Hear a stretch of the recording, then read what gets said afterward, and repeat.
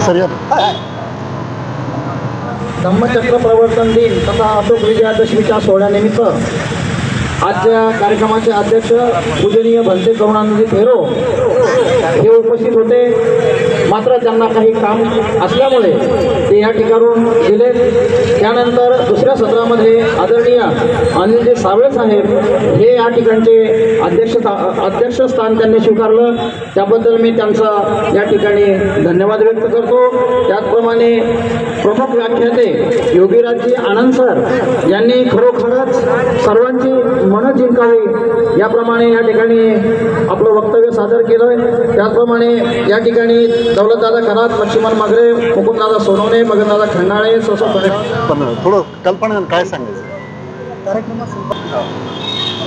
तर आज धर्मरत्न मित्रमंडळाच्या वतीने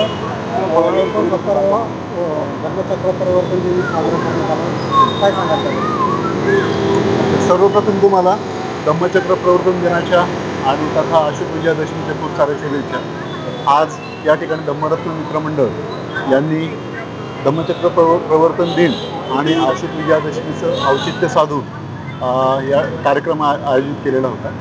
आणि या कार्यक्रमामध्ये जे आपले महापुरुष आहेत, महामानव आहेत, त्यांनी जे काही आपल्याला विचाराची देण दिलेली आहे, तर या विचारांचा जागर करण्यासाठी आणि त्यांचे विचार घराघरात पोहोचवण्यासाठी आजच्या कार्यक्रमाचं आयोजन केलेलं होतं। आणि या कार्यक्रमाला जे प्रमुख व्याख्याते आहेत त्यांनी अत्यंत सुंदर अशा प्रकारचं मार्गदर्शन केलेलं आहे। बंतेजीने सुद्धा खूप छान असं मार्गदर्शन करून दिलेलं आहे।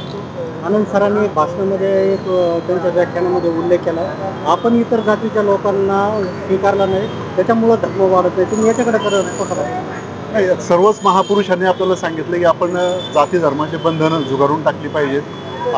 माणूस म्हणून सर्वांनाच आपण बघितलं पाहिजे आणि आपण सगळंच मानव आहोत, एक समान आहोत।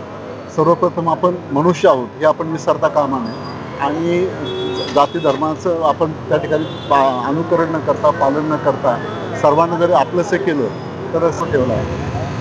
आपल्या शहरामध्ये, जिल्ह्यामध्ये बौद्ध विहार आहेत, येणार नाही की आणि सरांनी सांगितल्याप्रमाणे की अगरबत्ती लावून किंवा मूर्तीपूजा करूनच असं होणार नाही। समजा ज्याला त्यांच्या वेळेप्रमाणे जेव्हा जाणं शक्य होईल त्यांनी तेव्हा जावं, परंतु सर्वात महत्त्वाचं आहे की आचरण आणि जे विचार आहेत ते विचार आत्मसात करावे आणि जे महापुरुषांच्या विचाराप्रमाणे जर आपण आचरण करण्याचा प्रयत्न केला, आज त्याची खरं जास्त गरज आहे।